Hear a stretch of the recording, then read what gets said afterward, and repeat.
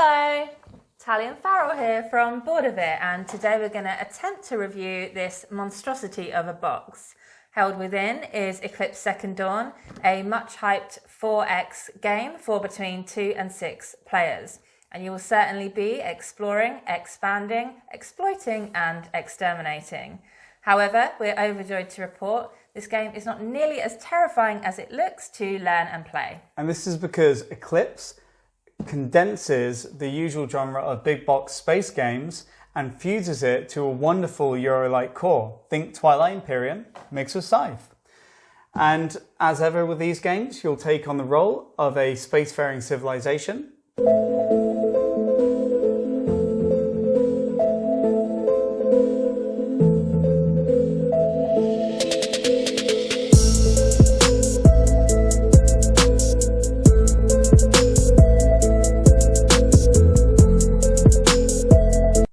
And your goal is to become the dominant force in the galaxy.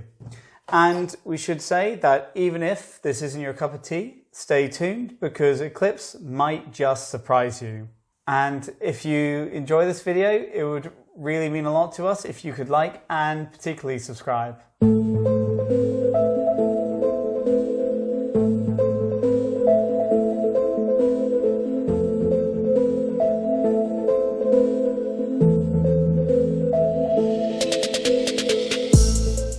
Start the game with a setup like this and the ability to do one of 6 main actions on your turn.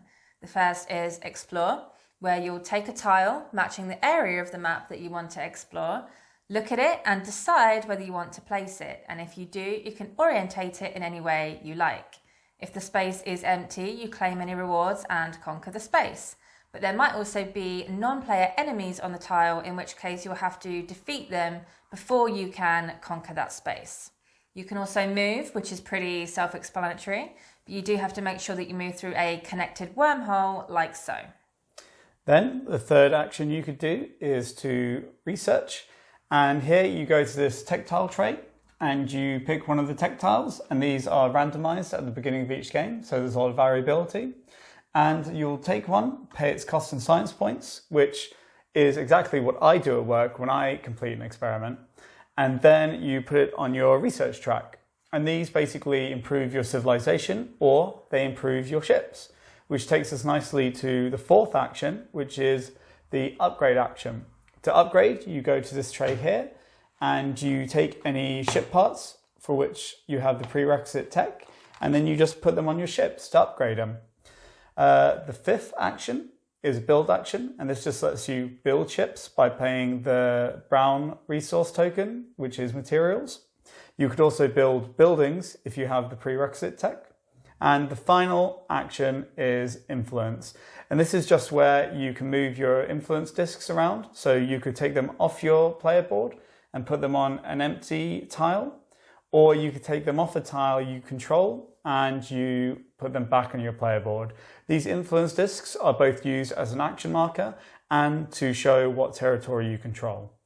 This influence track is excellently designed. As we were just saying, these influence discs do 2 things. They act as markers of territories you control or markers of actions you've taken. So the more you do and the more you control, the more you have out. And this means at the end of the round, the more you have to pay. Because you have to pay the cost of the rightmost uncovered space on this track. And if you can't, you could be eliminated from the game. And it creates these wonderful dilemmas where you could risk it and do a lot in a round, but then you might end up losing some territories to cover your costs. Or you could go slow, save up a bit, and then end up having a super round later on, or really anything in between. As you gain territories, you'll be moving your resource cubes onto the tiles and placing them in the spaces with the matching colours. And the more cubes you have out, the more income you gain. What's really wonderful is that you'll start off small, maybe only taking 2 to 4 actions per round. But due to constant progression of your civilization, careful planning can leave you with the ability to do pretty much whatever you want by the final few rounds. You can either play as the basic humans, which are the beginner faction and are symmetrical to start, or Flip your map over and play as these somewhat asymmetric alien races. These aliens provide nice little puzzles and are great for changing things up, or to bring a bit of balance if you give the human factions to new players. It's really cool that you get the option to do both and brings great replayability. What we love about Eclipse is how it manages to simplify everything it does while still being this meaty, crunchy Euro wargame. Take the point scoring, for example. There's actually not that much that you score for, with the main ones being reputation tiles and controlled territories. It's really easy for a new player to come in and go, yep, okay, I need to gain some territories and fight, which are pretty simple concepts to grasp. Everything you do is in direct service of being able to fight better and control more, which really streamlines things when compared to other games of a similar type. And just going back to the VP for a moment, what Eclipse does is it gives you this little player guide, and this is great for new players particularly because it lists every way you can score VP. So players have this in front of them the whole game and they can look at it and go, right, well, this is what I need to do.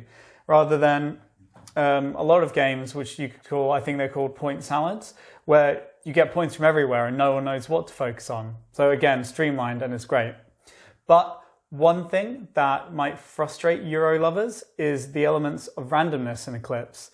There's a lot of them and all these little things can combine to, on a bad day, cost you the game. Just as one example, the explore tiles you draw are random. And you could get a nice one that lets you instantly put down an influence disc and get some population cubes out. Or you could get one with a bunch of enemies that you'd have to fight first. And then carrying on from this, what population cubes you can put down will be random. And you might even get a tile that has no space for population cubes at all. And all these things can combine to put someone in a much worse position than anyone else at the table through no fault of their own. And yes, you can decide not to place that tile down, but actions are so important and you have so few of them that it almost feels worse to, discard that tile and have to do it again, as opposed to just putting it down and working with it and doing the other things you want to do. So one thing that I'm in two minds about is the random drawing of tech tiles from the tech bag. On one hand, it's great for replayability and variability game to game, but on the other hand, it can be very limiting depending on your playstyle. We personally think that some of these should be permanent fixtures in the tech board, and then the rest are drawn randomly. As an example, the monolith tech tile will let you build them, and each is worth 3 VP at the end of the game. This means there's an alternate route to victory for players that don't want to go around attacking everything in sight the whole game. But we've had games where we've never even seen a monolith tech tile. So this means that for players such as Tallie, who prefers not to directly combat things, they're forced to.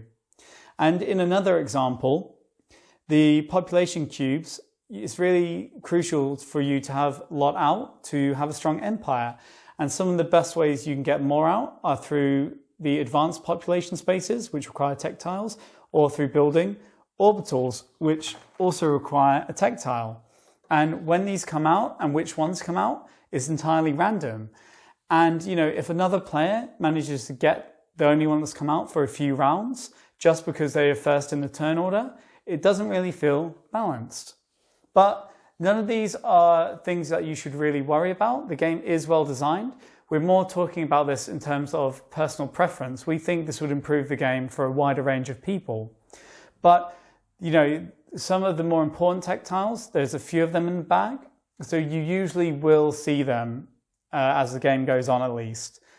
But, it's just that there is the potential there for this game to be a bit unfair or one player to get a leg up through the randomness.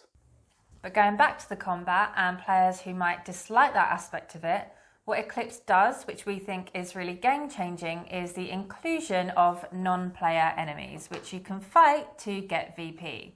We really love this system because even though you do still have to fight for VP, it means that you don't have to piss anyone off around the table.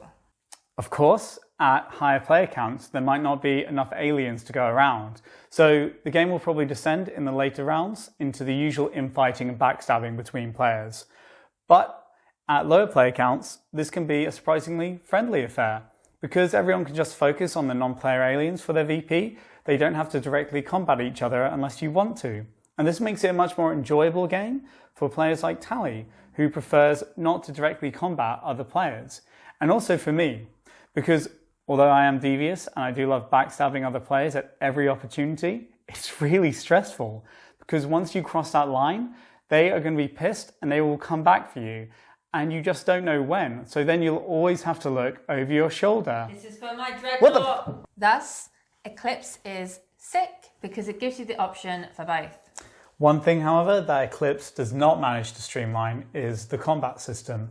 And here it's the classic combat system where you just continuously roll dice until everything blows up or someone retreats.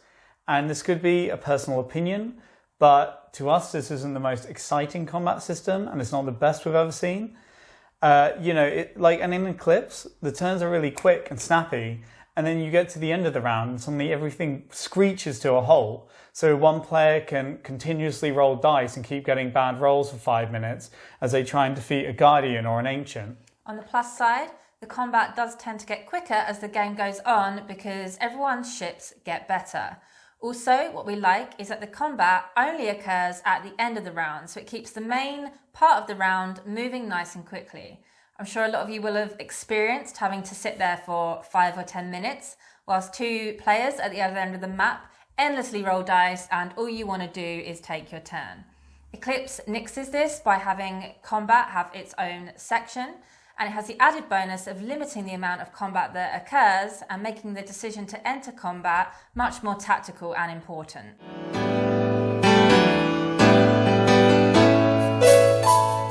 Hello everyone and welcome to Tallie's Corner. The reason I like Eclipse is because, as Farrell mentioned, I'm not someone who enjoys high-risk combat very much, and in Eclipse the combat never really feels too stressful.